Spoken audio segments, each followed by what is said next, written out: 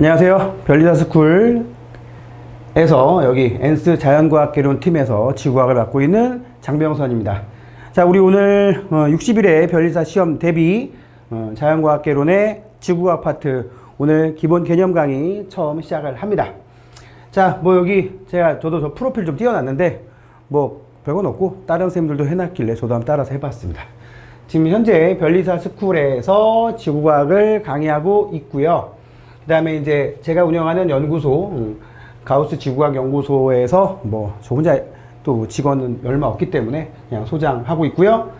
지금 과학교육학으로 학사를 받았고 지구과학 교육 전공을 했습니다. 그리고 현재 지구과학협회, 대한지구과학학회 정회원으로 있습니다. 그리고 지금 여기는 이제 주로 재수생이나 고등학생들, 영재반 이런 데 강의하는 곳입니다. 여기 같은 경우는 이제 예전에 제가 이 연구소 이름을 옛날에 프린키피아 사이언스라고 했었는데 그랬더라 라고 좀 써놨고요. 일단 사진에 있는 얼굴하고 가능한 한 비슷한 상태로 올려고 오늘 노력을 좀 했습니다. 그래서 홈페이지에서 보셨으면 그래 본 대로 생겼네, 안경만 바뀌었네, 요 정도 생각하실 수 있을 것 같아요. 자, 그래서 이제 우리가 이제 오늘부터 변시 대비하기 위해서 지구과학 공부를 할 건데, 자, 지금 지구과학 공부를 한 번도 해보시지 않은 분들도 분명히 있을 겁니다. 이게 학창시절에 흔히 좀 문과 계통이었던 분들이거나 아니면 흔히 말하는 이쪽하고 관련되지 않은 오히려 물리학이나 화학 쪽을 대학 때 전공하셨던 분들이 의외로 지구과학이 좀 외울 게 많다 이런 얘기를 하시는 분들이 있습니다. 그래서 잠시 변시 자연과학개론에서 이 지구과학을 어떻게 공부를 해야 할 것인가, 그 다음에 도대체 어디까지 공부를 해야 되는가. 사실은 책 보면 두께가 만만치가 않아요. 그죠? 심지어 문제를 빼더라도, 제가 여러분들에게 제공해드린 PDF만 보더라도 문제가 전혀 없는 상황인데도 거의 페이지가 200페이지에 육박을 할 정도로 생각보다 내용이 많습니다. 그러면 진짜 거기 있는 내용을 싸그리 다 외워버려야 되느냐? 그러면 좋겠죠. 자, 근데 그게 사람이라는 게 한없이 끝없이 외울 수는 없는 거고, 그럼 어디까지 공부를 해야 되는가? 자, 이제 그 얘기를 한번 슬슬 드려보도록 할게요.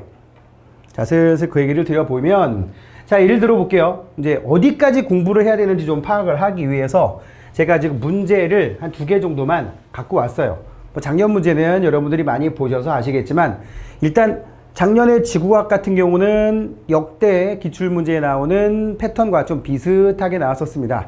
난이도도 그렇게 높지가 않았었고, 자, 그러다 보면 제가 여기다가 소개를 해드리는 이제 2문제가 제시가 될 텐데, 이건 이제 48회 좀 됐죠. 한 10년 정도. 항상 이런 패턴으로 나오기 때문에 지금 이 문제 같은 경우는 문제가 굉장히 깁니다. 그죠? 지표상의 기온이 20도예요. 같이 여기서 지금 여기 이쪽에서 B를 지나 C쪽까지 공기가 넘어간다고 되어 있는데, 해발고도 0m에서 A, B, C를 거쳐서 반대편 여기까지 왔을 때 도달하는 과정을 나타낸 것이다. 그래서 A는 상승 응결고도 H와 높이가 같은 산의 한 지점, 그러니까 상승 응결고도란 얘기죠. 그죠? B는 해발고도 2000m인 곳, 이 산 높이가 2000m짜리 산이라는 얘기고, C는 해발고도 300m인 곳이라고 되어 있습니다. 여기는 지금 빵미터에서 출발을 하고 있고, 자, 이거 지금 이 문제를 풀 게 아니고 여기에 지금 팬 현상이라고 하는 개념이 들어가 있습니다. 산을 넘기 전에 요쪽에 있을 때 있던 공기 덩어리가 기온이 몇 도, 그러니까 예를 들어서 여기 같은 경우는 기온과 이슬점과 이런 것들이 주어져 있을 거예요. 그러면 우리는 여기 나온 자료를 가지고 흔히 말하는 상대 습도라는 개념을 끌어낼 수가 있습니다. 그랬는데 이 녀석이 A를 지나고 B를 지나서 C까지 도달하는 동안에 이 팬 현상의 기본 개념은 다습까지는 아니고, 산을 넘어온 공기가 고온 건조해진다. 근데 우리는 이 고온 건조해지는 것이 얼마나 이 산 넘기 전보다 얼마나 온도가 기온이 얼마나 올라갔는가, 건조해졌다는 얘기는 상대 습도가 얼마나 떨어졌는가, 이 과정에서 온도가 증가하고 감소하는 그 과정을 적용을 해서 문제를 푸는 거였습니다. 그래서 뭐 여러분들 여기 공부하다 보면 상승 응결고도 H는 125에 T-TD 막 이런 식으로 여러분들이 암기를 좀 하고 그랬었다고요. 그렇게 해야 된다고요. 자, 요렇게 공식을 좀 외워야 되고, 물론 이 공식도 왜 125가 나오는지 원리를 알아야겠지만 잠시 보류를 하자고요. 상승 응결고도 구하는 식은 여기 집어넣으면 돼요. 그러니까 여기에 온도와 이슬점이라는 그 데이터가 나와 있으면. 참고로 이슬점은 현재 여기 이렇게 건조하게 수증기도 들어있는 공기겠지만, 건조한 공기 덩어리를 온도를 막 낮추다 보면 물방울이 송골송골 맺히기 시작할 때, 이슬이 맺히기 시작할 때의 온도가 있어요. 온도를 낮추다 보면 그때 온도를 이슬점이라고 하는데, 보통 이슬점이 높다 그러면 온도를 좀만 내렸더니 바로 수증기가 응결을 한다. 반면에 이슬점이 낮다 그러면 온도를 굉장히 많이 내려야 수증기가 응결한다. 그럼 왜 굉장히 많이 온도를 낮춰야 응결하느냐라고 하면, 대기 중에 수증기 별로 없으니까. 이제 눈치채셨겠지만 기온하고 이슬점이라는 이 둘 다 온도는 온도입니다. 이 차이가 클수록 공기가 건조해진다, 건조한 공기다라는 기본적인 대기과학의 이론인데, 그 개념이 여기에 들어가 있는 거라고요. 그거 가지고 뭐 습도를 구한다든지. 자, 이렇게 좀 복잡한 형태의 문제도 우리 변시 지구과학에서는 한 2문제 정도, 많게는 3문제까지도 나오기도 합니다. 그런데 우리 10문제 중에 또 한 서너 개, 한 3개? 3개까지는 아니고 한 2문제는 또 이런 문제도 나와요. 엄청 굉장히 간소하죠? 엄청 간소합니다. 문제 한 줄, 보기 한 줄, 깔끔하게 그냥 딱. 이런 문제도 한 2문제, 많을 때는 역시 3문제까지 나오기도 해요. 그러니까 이거는 지금 제가 여기다가 굳이 무슨 단어를 쓴다면 단순암기. 단순암기. 그렇게 어려운 암기도 아닌데, 이제 이거는 진짜 외운 날과, 아니죠, 외운 분들과 안 외운 분들의 차이를 확실하게 느낄 수 있는 그런 문제라고요. 자, 이런 문제는 진짜 놓치면 안 되는 거라서, 뭐 금성과 화성의 대기 성분은 뭐냐? 아, 금성에는 이산화탄소 엄청 많다. 지구보다 기압이 90기압 이상 높은데 그거의 대부분이 이산화탄소다. 이거는 사실은 중학교 수준의 지구과학에서도 슥 하고 그냥 넘어가는 거라고요. 화성은 지구보다 대기가 굉장히 희박한데 약 100분의 1 수준 정도의 기압을 갖는데 그거의 대부분이 또 이산화탄소다. 이런 식으로 제가 이제 수업을 하다가 이 부분 나갈 때, 뭐 행성에 대한 얘기 나갈 때 말씀을 드리겠지만, 이렇게 아주 진짜 단편적인 문제도 있다고요. 좀 전의 문제에 비하면 이 문제는 지금 난이도가 완전 들쭉날쭉한 거예요. 좀 전 게 고난이도라고, 나름 고난이도라고 한다면 이거는 너무 난이도가 낮은, 그런데 또 안 외우면 또 건드리기 힘든, 뭐지? 이렇게 될 수도 있잖아요. 그죠? 그러면 지구과학, 변시 지구과학을 공부를 하려면 어떻게 해야 되냐? 아까도 제가 말씀드렸지만 여기 어떻게 공부해야 되느냐? 그냥 여기다가 답을 쓰면 꾸준히 하시면 됩니다. 꾸준히. 너무 전형적인 대답을 여러분들에게 드리는 것 같긴 한데, 여기서 꾸준하다는 건 뭐냐면 굉장히 열심히 해라는 뜻이 아닙니다. 그냥 조금씩이라도 꾸준히 하라는 얘기예요. 그러니까 뭐 일주일 정도를 지구학을 놔버렸다, 이러면 안 된다는 얘기죠. 일주일에 한 최소 이틀 정도는, 최소 20분, 뭐 30분 이상 해도 상관이 하면 더 좋겠지만 최소한 10분, 20분이라도 우리 제가 제공해드린 PDF라든지 아니면 또 여러분들이 자체적으로 갖고 계신 그런 뭐 기존 그런 교재들, 그런 것들을 계속 읽으시라고요. 그림 눈에 익히고. 사실은 그림 잘 안 나옵니다. 아까도 그 팬 현상 나올 때 그림이 나오기도 했지만 그림이 생각보다 많이 안 나오는 그런 경향을 갖고 있어요. 변시 지구학에서는. 조금씩 꾸준히 공부해야 된다. 그냥 제가 아예 그냥 룰을 정해드리면 일주일에 1시간을 하셔라. 일주일에 1시간은 최소. 더 하시면 당연히 더할 나위 없이 좋겠죠. 그러면 이제 문제는 어디까지 공부를 해야 되느냐. 제가 이런 말씀을 자주 드렸어요. 작년까지만 해도. 고등학교 지구과학 1과 고등학교 지구과학 2 요 내용만 다 알면 10문제 중에 9문제는 그냥 식은죽 먹기로 끝납니다. 자, 제가 지금 말 잘못했어요. 다 알면이 아니고요. 다 알면이 아니고 이것들을 다 접해보면 그러니까 이것들을 공부를 하되 깊이 있게 할 필요까지는 없다는 얘기예요. 그냥 꾸준히 눈에 계속 익혀놓는 거예요. 눈에 익혀놓는 거. 자, 그래서 이 눈에 익히는 게 자꾸 습득이 되고, 그리고 이제 강의를 듣다 보면 여러분들은 이제 지구과학 10문제를 다 맞출 수 있는 상태가 될 거예요. 이런 문제, 이런 문제. 그래서 제가 결국은 제 나름대로 이 변지 지구과학에서 자연과학개론 지구과학 10문제를 다 맞추기 위해서는 딱 깔끔하게 정리해봤습니다. 결론은 지구과학을 대비하는 넓고 얕은 지식, 넓은 지식, 얕은 지식. 자, 우리는 이 굉장히 깊게 공부할 필요가 없습니다. 깊게 공부할 필요가 없습니다. 다른 선생님들도, 다른 교수님들도 말씀을 해 주셨겠지만, 여러분들은 변리사 시험이라고 하는 그 시험을 패스하기 위해서 그 과정에 이 물리학, 화학, 생명과학, 지구과학을 공부를 해서 시험을 보는 거기 때문에 이게 제일 목표잖아요. 여러분들 뭐 지구과학 전문가 되실 거 아니잖아, 솔직히. 응? 그러니까 여러분들은 지구과학을 대비하는 방법은 넓고 얕은 지식. 그러다가 조금 깊은 정도의 지식을 요하는 문제가 한두 문제가 나오지 않냐라고 하면 제가 분석을 다 해서 여러분들에게 강의를 하다가 이제 기본 개념 강의가 끝나면, 물론 기본 개념 강의 중에도 제가 문제를 중간중간에 PPT에다가 띄워가지고 한 번씩 언급을 하고 이런 문제의 풀이 방법은 이렇다라고 말씀을 드리겠지만, 그런 것들만 저와 커뮤니케이션 통해서 여러분들이 습득하시면 되는 거예요. 그러니까 어디까지냐? 그건 제가 말씀해 드린다고.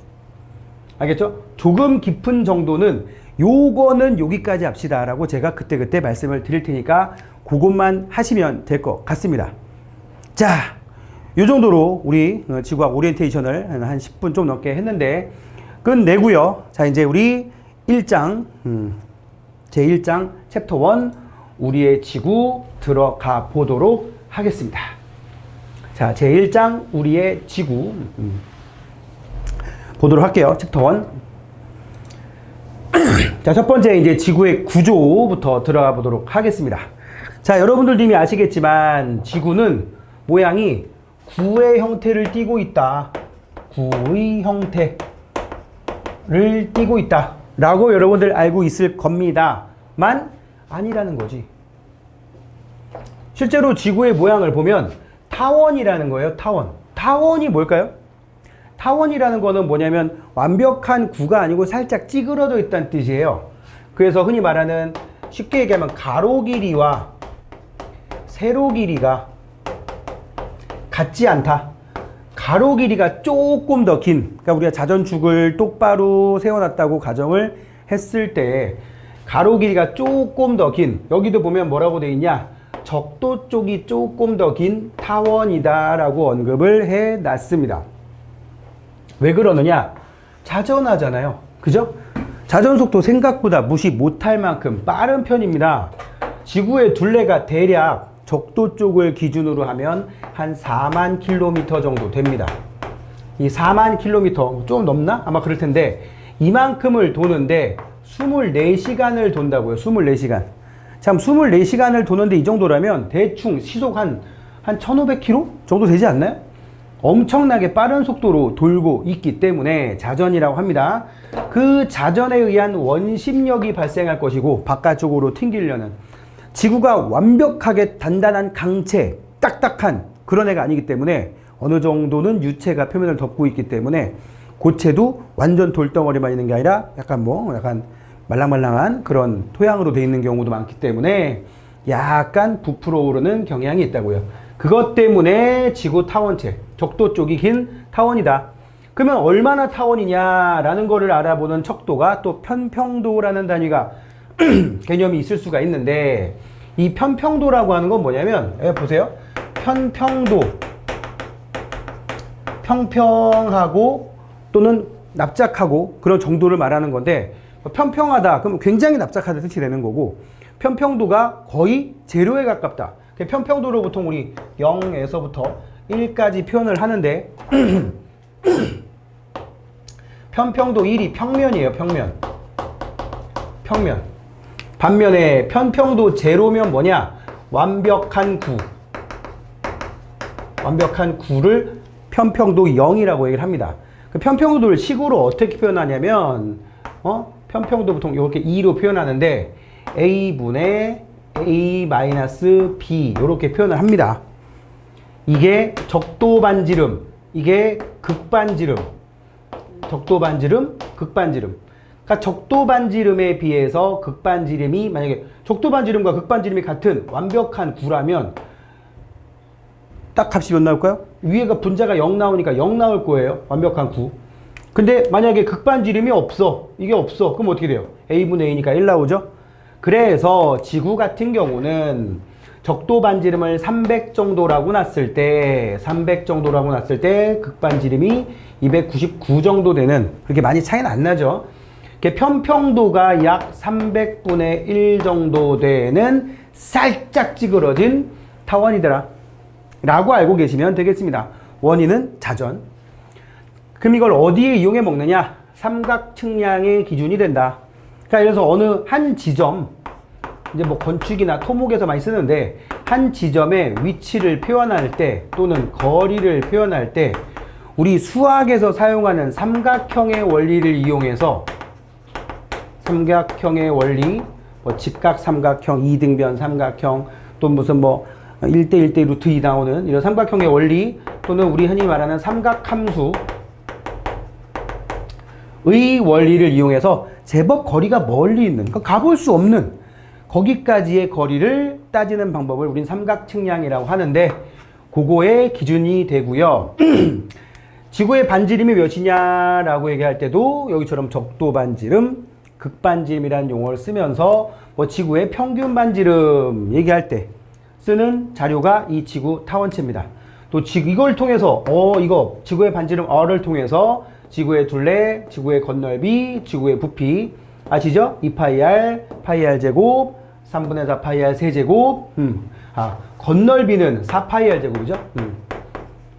부피가 3분의 4 파이R 세제곱. 이런 것들 2파이R.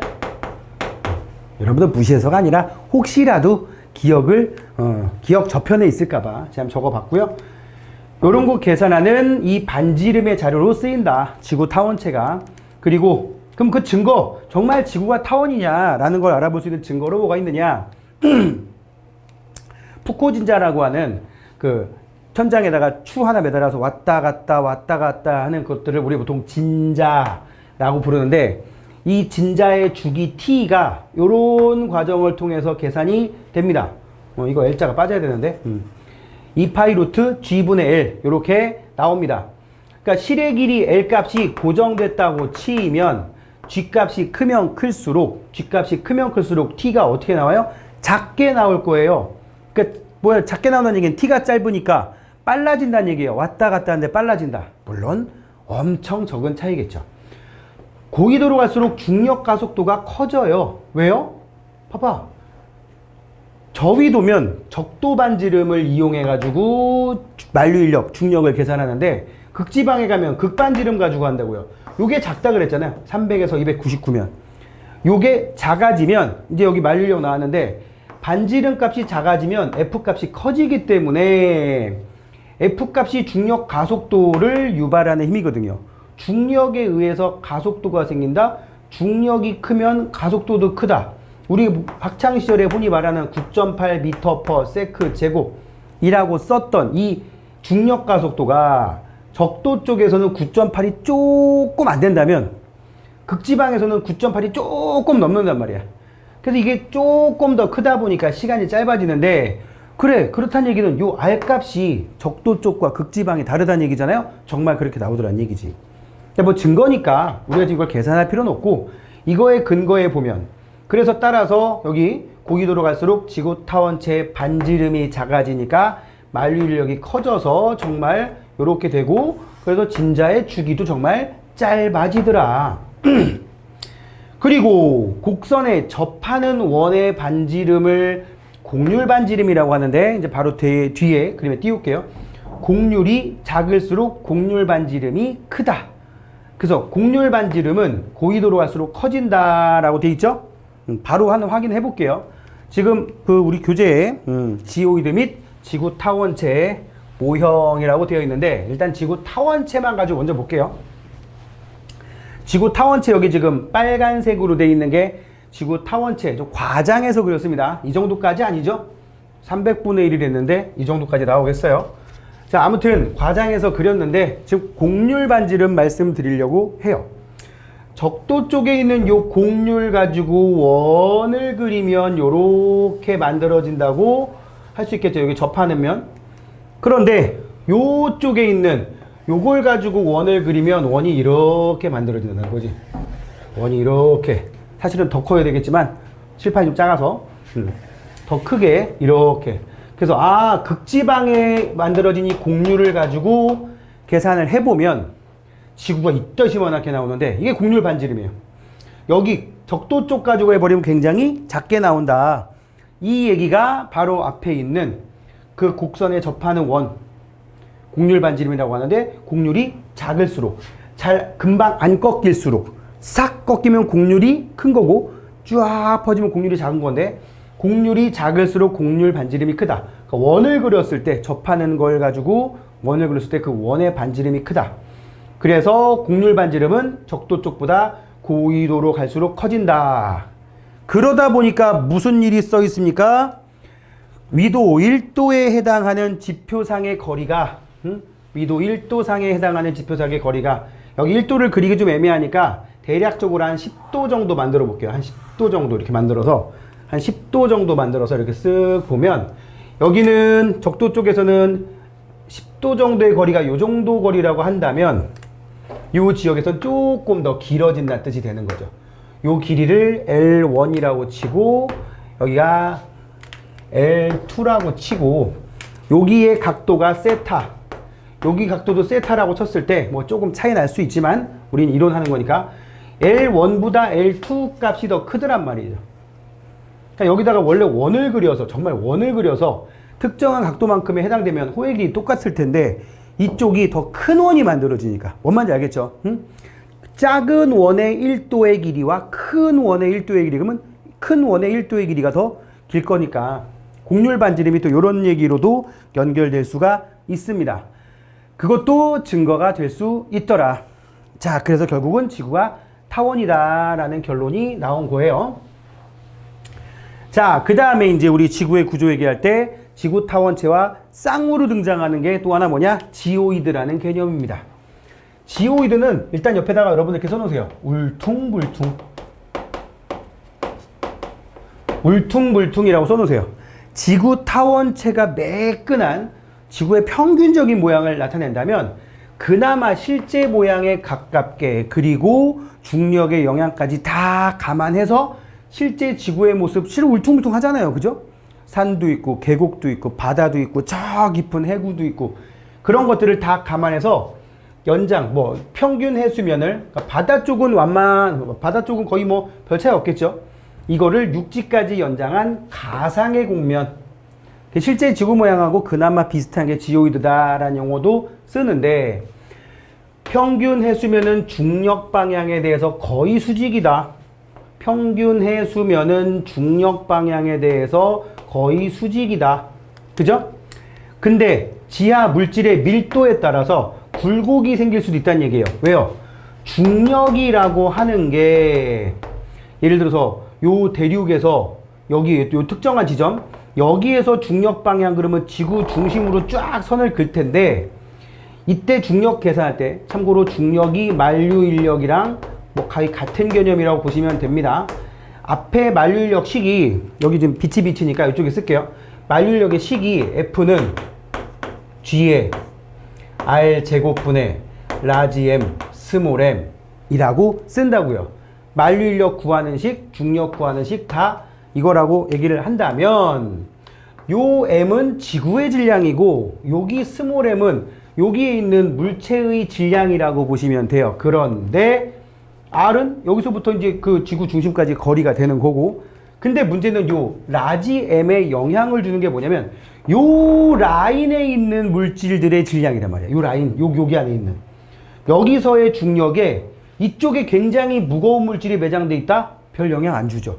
지구와의 사이니까.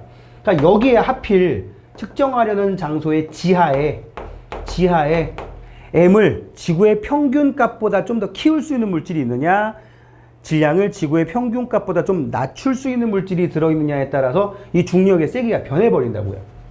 그래서 그 중력의 세기도 변하고 중력의 방향도 미세하게, 여기도 보면 미세하게 다르죠? 그죠? 이렇게 요거 은근히 시험에 잘 나오니까 지하에 밀도가 큰 물질, 뭐 철광석이라든 것들이 일반적으로 금속 광물이 많이 매장돼 있으면 이 지오이드 면이 좀 위로 볼록한 경향을 보입니다. 평균을 맞추려면 좀 바깥쪽으로 빠져야 된다는 얘기야. 반면에 밀도가 작은 물질이 있다면 좀 안쪽으로 치우쳐 줘야 된다는 얘기예요. 그러니까 여기는 지금 봐봐요. 바닷물이니까 돌덩어리들, 암석덩어리들, 흙덩어리들보다 밀도가 작을 테니까 조금 아래쪽으로 내려가 있다고요. 자주 나오는 그림이 이런 거예요. 여기 이렇게 지표면이 있는데 여기에 X라는 물질이 매장이 되어 있어. 뭐 지하 자원이길 수도 있겠죠. 근데 이게 이제 마침 철광석이야. 그럼 일반적인 돌덩어리들이 밀도가 한 3 안팎 정도 되니까 3 세제곱 그램 퍼 세제곱 센티미터 정도 되니까 철이 매장돼 있다면 여기는 그 주변에 있는 돌덩어리나 흙들보다 훨씬 밀도가 큰 애인 거예요. 그러면 어떻게 된다? 여기에 나와 있는 값을 보게 되면 밀도가 큰 물질이 있으면 약간 지오이드, 지금 지오이드 얘기하고 있어요. 지오이드 면이 헷갈리니까 여기 파란색으로 할게요. 지오이드 면이 지면보다 높게 나타난다는 얘기예요. 반면에 이게 매장된 게 철 같은 게 아니라 석유 같은 게 매장돼 있다. 석유, 물 위에 뜨니까 물보다 밀도가 작겠죠? 밀도가 작은 애가 들어있으면 이게 어떻게 된다? 아래쪽으로 쑥 들어가게 된다. 아래로 볼록 이렇게 지오이드 면이 나타나게 된다. 그래서 일반적으로 해양에서는, 바다에서는 지구 타원체 라인보다 낮게, 물이니까 밀도 작은 애니까 낮게, 대륙에서는 지구 타원체보다 약간 바깥쪽에 높게 이렇게 나타나는 경향을 보이게 된다고요. 지금 우리 PDF 첫 페이지 제일 밑에 있는 내용인데 시험에 되게 자주 나오는 내용이니까 꼭 정리해 놓으시기 바랍니다. 자, 그래서 이 지오이드면은 그럼 또 어디에 쓰이느냐? 수준 측량, 보통 우리 해발 몇 미터 이런 말 쓰잖아요. 레벨, 그거를 알아보는 측량, 주로 높이를 나타내는 측량의 기준면으로 쓰이고요. 지구상의 각 지점 간의 높낮이, 방금 말씀드린 높낮이를 재는 걸 수준 측량이라고 하는데 보통 해발 0m 기준이라고요. 그러니까 바닷가에 있으면 해수면이 해발 0m, 그죠? 근데 육지에 가면 여기를 기준으로 따지는 게 아니라 지오이드 면이라고 하는 기준면이 있는데 그걸 기준으로 높이를 따진다는 얘기예요. 그러니까 지오이드가 보통 이제 아까 말씀드린 건축, 토목 이런 데 쓰일 때 이런 해발 고도의 기준면이 된다. 그리고 해발 고도의 기준이니까 H, 높이의 기준이니까 중력 위치 에너지, 물리학에서 MGH라는 값이 있었죠? 여기서 이 H의 기준면이 된다. 그래서 H가 빵이니까 지오이드에서 중력 위치 에너지 몇이냐라고 그러면 빵줄 이러면 된다는 얘기입니다. 아시겠죠? 자, 지금 지구 타원체하고 지오이드에 대한 얘기를 좀 해봤습니다. 그래서 결국은 지구는 완벽한 구? 그딴 거 아니다. 결론 그거예요. 자, 이번에 지구의 물리량으로 하나씩 가보도록 하겠습니다.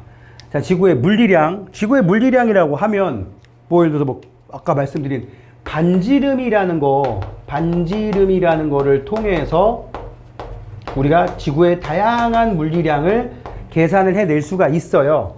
뭐 아까 말씀드렸듯이 단면적 파이 r 제곱도 구할 수 있고 9의 표면적 4파이 r 제곱도 구할 수 있고 또 지구의 둘레 2파이 r 구할 수도 있고 9의 부피 3분의 4 파이 r 세제곱도 구할 수 있단 말이죠.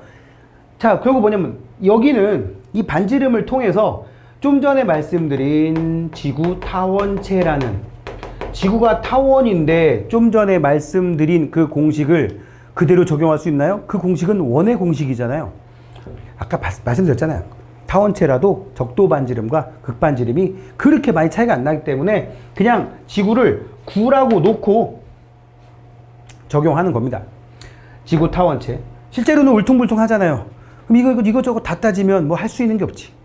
그죠? 우리 모양이 불규칙한 물체의 부피 구할 때 주로 어떻게 합니까? 물속에다가 넣어서 넘친 물의 부피가 그 물질의 부피다. 응? 예를 들어 울퉁불퉁한 돌덩어리가 뭐 탁구공만한 게 있어. 부피를 재려면 어떻게 할 방법이 없네? 물 넘친 물 가지고 부피 구하기도 하죠. 그럼 지구를 어디다 담냐고. 그래서 이렇다고 가정을 하고 따지는 거니까 반지름을 통해서 결국엔 이런 것들 지구의 둘레 구할 수 있겠는데, 그러면 지구 반지름은 어떻게 구하냐? 지금 반지름만 구하면 결국엔 웬만한 게 다 나오는다는 얘기잖아요. 그죠? 웬만한 물리량들이. 기원전, 정확히는 기억이 안 나는데 제가 알기로는 알렉산더 대왕 시대라고 알고 있습니다. 여기 알렉산드리아라는 도시에 있는 거 보니까 저기가 이제 이집트에 있는 지금의 아마 카이로 근처라고 알고 있는데, 이 에라토스테네스라는 사람이 하진날 정오에, 하진날이면 지금 우리 촬영하는 이 날짜가 지금 5월 초인데, 하진날이면 6월 한 22일경쯤 됩니다. 그럼 북반구에서는 6월 22일경쯤에 1년 중에 태양의 고도가 가장 높을 때, 그때가 하지거든요. 그날 정오에 우물의 그림자가 생기지 않는다. 어디에? 나일강 상류의 시에네에는. 그러니까 여기다 제가 잠깐만 그리면, 여기 어디냐면 지중해, 위에하고 상관없어요. 지중해, 여기가 지금 현재 이집트, 여기가 홍해, 여기가 사우디아라비아. 대충 어딘지 아시겠어요?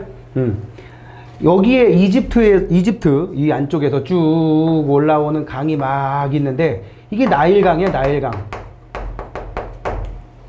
이 나일강 하류에 뭐가 있냐면 알렉산드리아라고 하는 도시가 있었고, 나일강 상류에 시에네라는 동네가 있었단 말이에요. 시에네. 근데 주로 이제 여기가 큰 도시다 보니까 여기에 이제 뭐 보통 이제 웬만한 게 다 몰려 있었는데, 여기에서 연구를 하던 에라토스테네스가 지중해 연안에 있는 알렉산드리아에서는 똑같이 하진날 정오에 그림자가 생기는데 왜 시에네라고 하는 동네는 그림자가 안 생기느냐? 그림자가 안 생기는 이유가 뭐냐면, 여기다 말씀을 드리면 이렇게 지면이 있어요. 우물이 있단 말이지. 우물이 쭉 있어. 우물이 있는데, 저 알렉산드리아에서는 하진날 정오에 햇빛이 이렇게 비스듬히 들어오면서 그림자가 이만큼 생겼단 말이지. 그런데 시에네에서는 하진날 정오에 햇빛이 거의 수직으로 들어오는 거야. 수직으로 들어오니까 그림자가 그냥 여기쯤 생기고 마는 거죠. 옆으로 이렇게 비스듬하게 들어오는 빛이 아니라서. 그럼 이 이유가 뭐냐면, 햇빛이 멀리서 들어오고 있는데 알렉산드리아에는 그림자가 이만큼 생겼어. 하진날 정오에. 시에네는 그림자가 안 생기더란 말이야.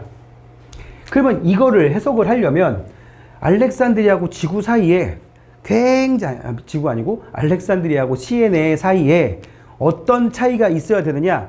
햇빛이 들어오는 각도 차이가 생겨야 되는 거예요.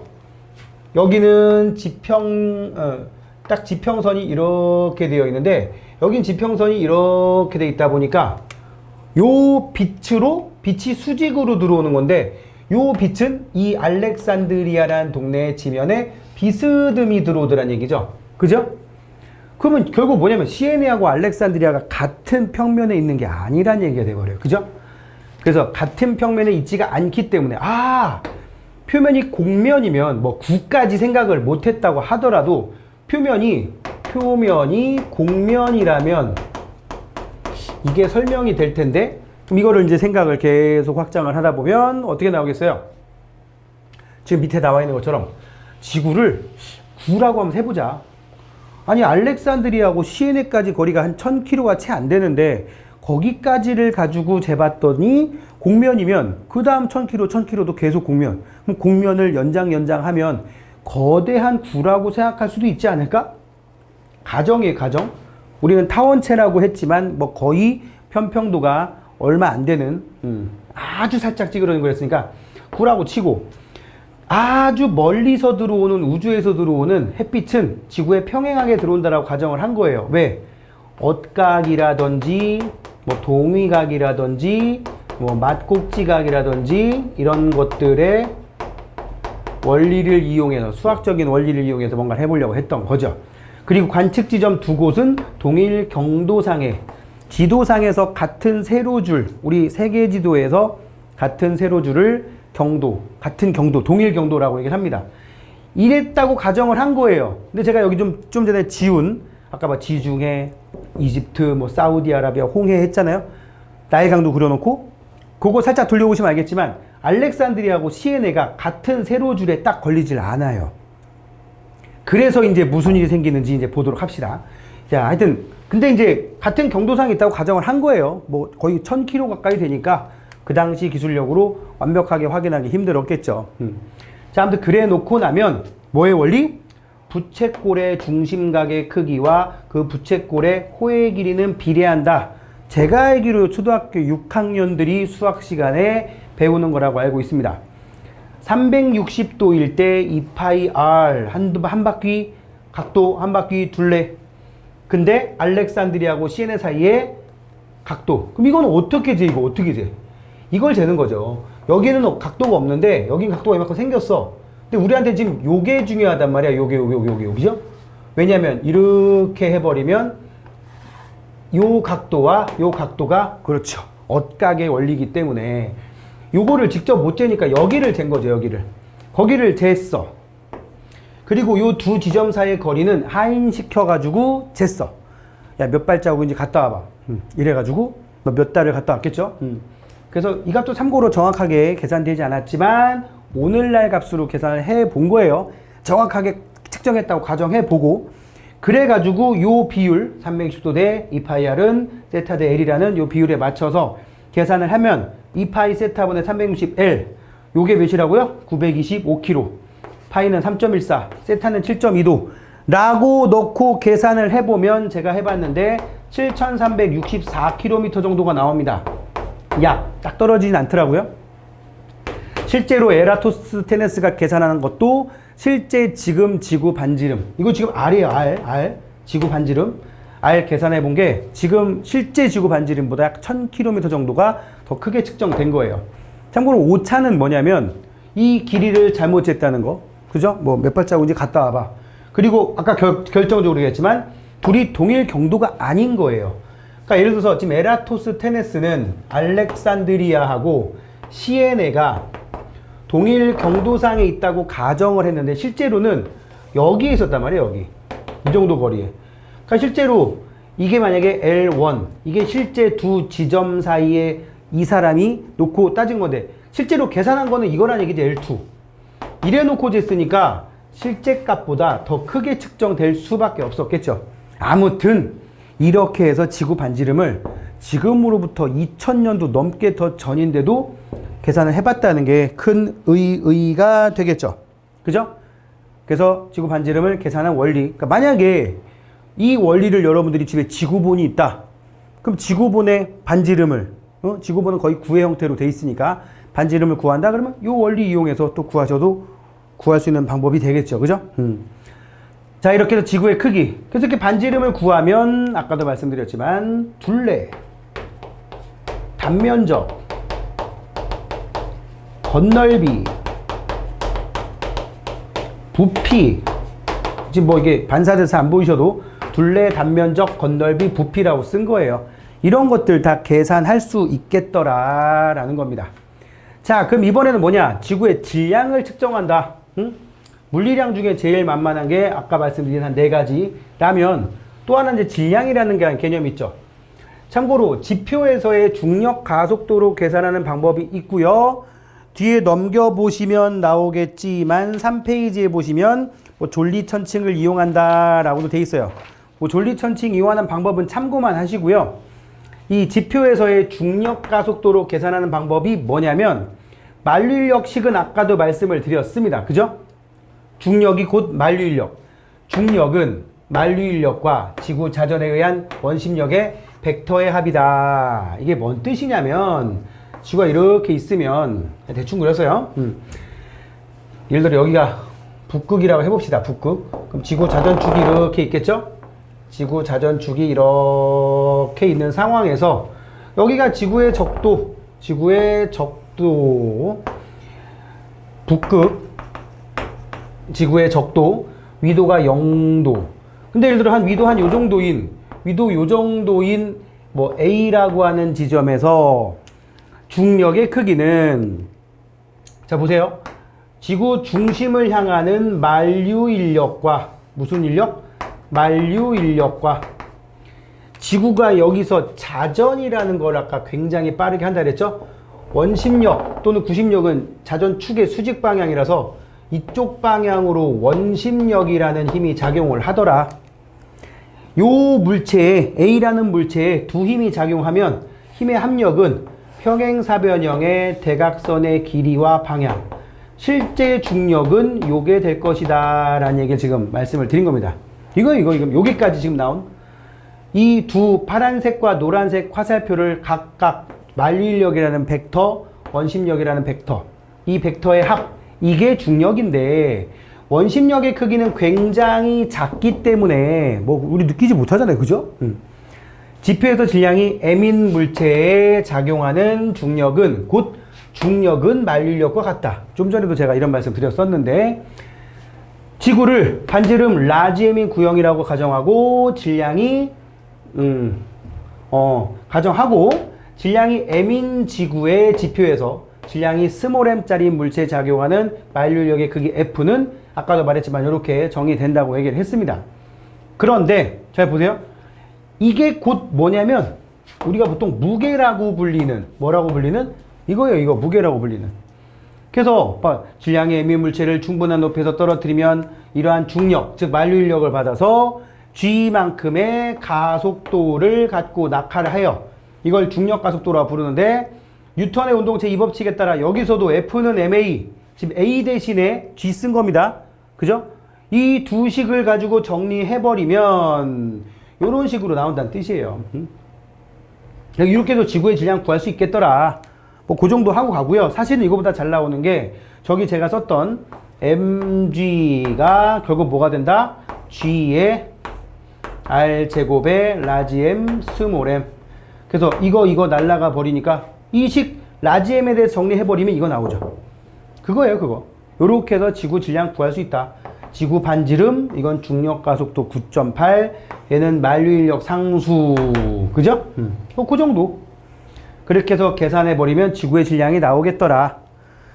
자, 뒤에 존리천층을 이용하는 것도 제가 써놓긴 했는데 그냥 대충 말씀만 드리면 굉장히 쓸데없이 복잡한 식이 나와가지고 여기에 두 물체 사이에 작용하는 만류인력, 그러니까 여기에 요 라지 M 입장에서 볼 때 이쪽에 작용하는 만류인력, 지구가 잡아당기는 만류인력. 여기는 이거 지구의 질량을 따로 해놨습니다.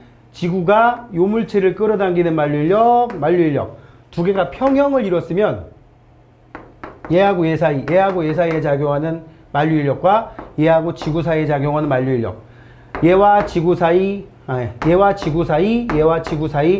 이게 쌤쌤이다 라는 내용 해버리면 여기 지금 라지 M, 스몰 m, 이거 왼쪽 겁니다. 라지 M, 스몰 m, 왼쪽 겁니다. 이렇게 계산하는 값과 여기 지금 요거 2자 쓸게요. 2자.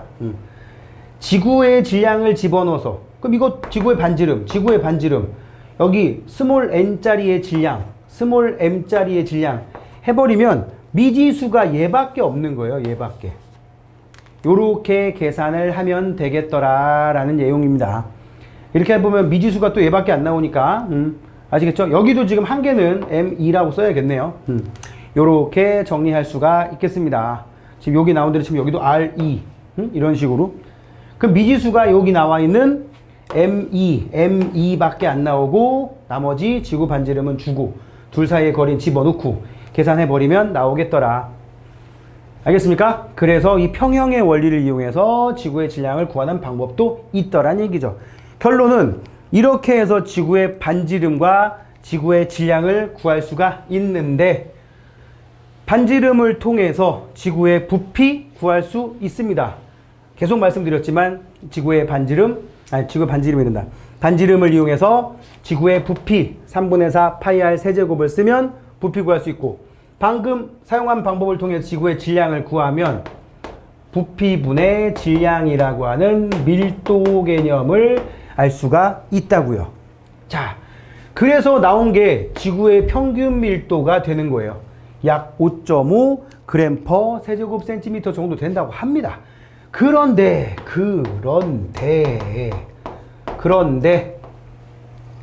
지각에서 발견되는, 그러니까 우리가 사는 곳은 지각의 거의 겉부분이잖아요. 겉부분.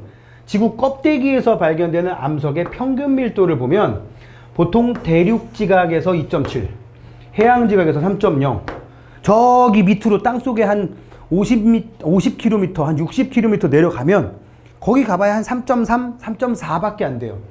근데 지구의 평균 밀도가 5.5란 얘기는, 그러면 저 밑으로 더 내려가면 평균을 5.5로 만들려면 5.5보다 더 큰 애가 있어야겠죠. 지구의 저 안쪽은 밀도가 굉장히 큰 물질이 있구나라는 걸 추정할 수 있다. 그쵸? 우리가 사는 곳이랑 가까운 곳이 다 2점대, 3점대밖에 안 돼버리면 지구의 이 평균 밀도를 만들어내려면 굉장히 밀도 큰 물질. 그러니까 예를 들면 외핵이나 내핵 같은 경우는 밀도가 10이 넘어가는 막 철이라든지 니켈 같은 것들이 주성분으로 있다라고 알려져 있잖아요. 이래가지고 퉁 쳐버리면 저 값이 나온다는 얘기입니다. 그래서 지구 내부는 지각이나 멘틀, 흔히 말하는 암석권, 판이라고 불리는 성분과는 전혀 다른 또 새로운 물질이 가득 채워져 있구나라는 걸 알 수가 있다고요. 자, 여기까지가 이제 지구의 물리량을 얘기를 했던 거였고요. 이렇게 지구의 물리량을 통해서 지구의 밀도까지도, 그걸 통해 또 지구의 성분들도 추측해낼 수가 있다는 겁니다. 자, 그러면 지구에는 생명체가 살고 있고 여러분들도 지금 지구에 살고 있는 생명체인데, 이 생명체가 살 수 있는 지구의 조건, 그 지구에만 왜 생명체가 사느냐 아시겠지만 태양계 안에 수, 금, 지, 화, 목, 토, 천, 해까지 공식적으로 8개 행성이 있고 각종 소행성이나 등등등이 또 수많은 위성들이 존재하는데, 행성이라고 하는 이 지구에 생명체가 살 수 있는 지구, 도대체 어떤 조건을 갖추고 있기 때문에 일단 확인된 바에 의하면 지구에만 생명체가 살고 있는가, 태양계로 좀 범위를 좁혀서 말씀을 드려봤어요. 일단 대기가 존재한다. 대기의 양이 적절하고, 참고로 인간 기준이긴 하지만, 사람 기준이긴 하지만 대기의 양이 적절하고, 화성도 대기가 있어요. 아까 모두에 말씀드렸지만 화성도 대기가 있고 금성도 대기가 있는데, 금성은 지구보다 거의 90배 이상 농도가 진해요. 오히려 또 화성은 또한 100분의 1 수준밖에 안 됩니다. 근데 지구는 너무 지나치지도 않고 너무 희박하지도 않다.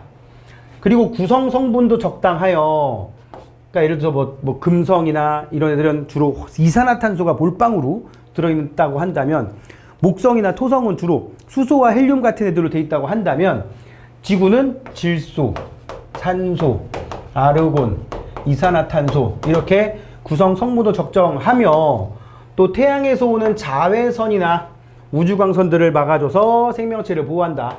뭐 자외선 막아주는 거는 오존층이다 많이 들어보셨죠? 형층권에 있는. 그러니까 대기라는 게 존재를 하기 때문에 오히려 생명체가 번성하는데 유리했다란 얘기예요. 참고로 이 적절하기 때문에 지구 같은 경우는 평균 온도가, 지구 표면의 평균 온도가 약 15도 정도로 알려져 있습니다. 약 288켈빈이라고 나오기도 해요. 절대 온도.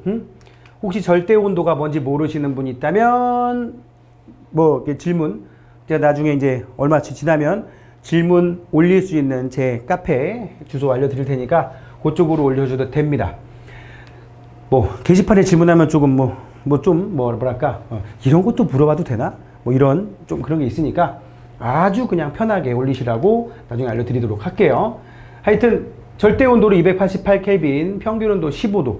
그런데 알고 계신 분도 있겠지만 지구 정도의 거리, 태양에서 1억 5천만 킬로미터 떨어진 지구 정도의 거리에서 태양 에너지를 받았을 때 대기가 없다면 지구의 평균 기온은 영하 19도에서 영하 20도 정도였을 것으로 계산이 됩니다. 그 뭐 에너지 계산 방법 이용하게 되면. 그런데 이게 아니고 이렇게 된 이유가 뭐다? 대기. 알았죠? 자, 그리고 적당한 중심별과의 거리 1AU 약 1억 5천만 킬로미터 정도 되는데 액체 상태의 물이 존재하므로 이 얘기는 표면 온도가 0도씨에서 100도씨 사이에 들어간다는 얘기예요. 대기 중에 이산화탄소가 물에 녹아. 응? 이게 존재하니까. 그러니까 액체 상태의 물이 지구 표면에 존재하다 보니까 원래 지구 초창기에는 지금보다 이산화탄소가 수천 배, 수만 배 많았는데 그 수많았던 이산화탄소가 물에 녹아서 온실효과가 금성처럼 그렇게 심하게 안 됐다는 얘기예요. 적절하게 한 요 정도 되게. 그래서 생명체가 살기 알맞은 온도가 되었다. 그리고 지구의 공전궤도 20률이라고 나왔어요. 지구가 태양 주변을 공전을 하는데 그 공전궤도가 또 원궤도가 아닙니다. 지구가 태양 주변을 공전하는데 좀 심하게 그렸어요, 이것도. 응?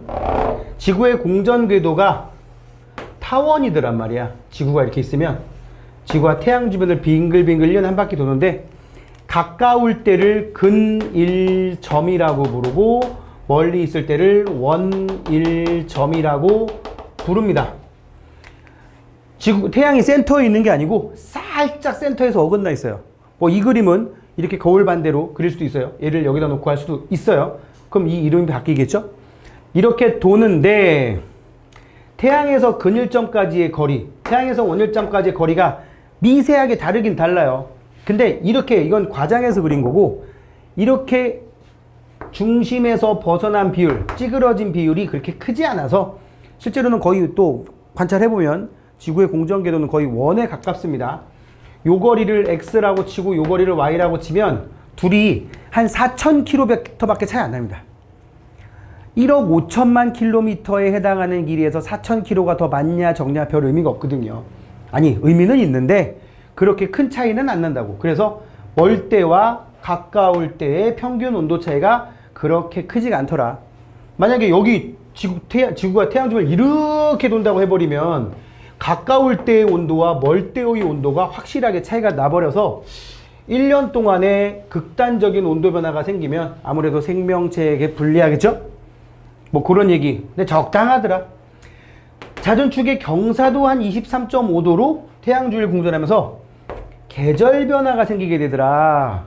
태양에 흔히 말하는 남중고도라는 게 변화가 일어납니다. 여름에는 우리나라 기준으로 예를 들어서 여기다 표현을 하면 남중고도라고 하는 개념은 하루 중에서 태양의 최대 고도를 말하는데 보통 정오의 고도가 남쪽 중앙에 왔을 때 하루 중에 제일 고도가 높은 때예요. 정오 때 태양의 고도, 남중고도 구하는 시기 90도 마이너스 관측 지점의 위도 플러스 마이너스 23.5도. 요거는 매일매일 바뀝니다. 연중 제일 클 때가 플러스 23.5도로 계산하는 아까 말씀드린 하지. 한 50일 정도 남았나요? 그러면 1년 중에 가장 태양의 남중고도가 낮을 때는 마이너스 23.5로 계산하는 언제일까요? 그렇죠. 동지. 근데 이게 23.5가 아니라 플러스 마이너스 예를 들어 한 40쯤 된다고 쳐봐. 그럼 여름은 지금보다 태양의 10몇 도 이상 더 높이 뜰 거고, 참고로 태양의 고도가 높으면 낮도 길어지고 태양 에너지도 세지는 거예요. 지표에 도달하는 에너지가. 그러니까 이게 너무 극단적으로 차이가 많이 날 수도 있지 않냐. 이게 값이 커지면. 그러니까 예를 들어 지금 우리 서울 기준으로 얘기해서 여름에 한 30도까지 올라가고 겨울에 한 영하 15도까지 내려간다. 그럼 차이가 한 45도 되나요?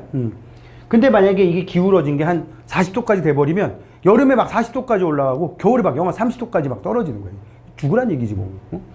자, 하여튼 그렇다 보니까 계절 변화가 생겼는데 적당하고 또 경사각 변화가 그렇게 극단적으로 크지 않아서 다양한 생명이 살 수 있다 라는 겁니다. 또 달에 의해서 지구의 유일한 위성인 천연 위성인 자연적 위성인 달에 의해서 밀물 썰물이 생기다 보니까 무슨 일이 생길 수 있다?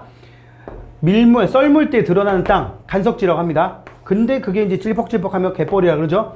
이렇게 물속과 물 밖을 넘나드는 환경이 바뀌다 보니까 또 여러 형태의 거기에 맞춰서 진화한 생물도 있겠고 따라서 다양한 생물이 번성할 수 있게 되었다. 그러니까 달에 의한 영향도 있다는 얘기죠. 그죠? 라는 걸 알 수가 있겠습니다. 그리고 마지막 하나가 뭐야? 태양의 충분한 수명. 태양 같은 경우는 약 100억 년 가까이 살 수 있는 진화를 할 수 있는 별이기 때문에 지금 태양 수명이 약 50억 년 정도 지났다고 하는데 당분간 앞으로 한 40억 년 정도는 지금과 비슷한 에너지를 지구에 꾸준히 공급할 거라고요. 따라서 충분한 시간이 있으니까 흔히 말하는 지금으로부터 38억 년 전에 바다에서 첫 등장한 지구 최초의 생명체는 거의 바이러스 수준이었을 텐데 그게 진화를 해서 38억 년간의 진화 결과 여러분들처럼 지적 생명체로 진화할 수 있었다는 얘기죠. 근데 이제 수명이 너무 짧은 별에서는 그렇게 되기가 힘들더라 라는 거예요. 자, 일단 첫 타임은 여기까지 하고요. 잠시 쉬었다가 두 번째 시간에 요 생명가능지대에 대한 얘기부터 이어서 가도록 하겠습니다. 잠시 휴식.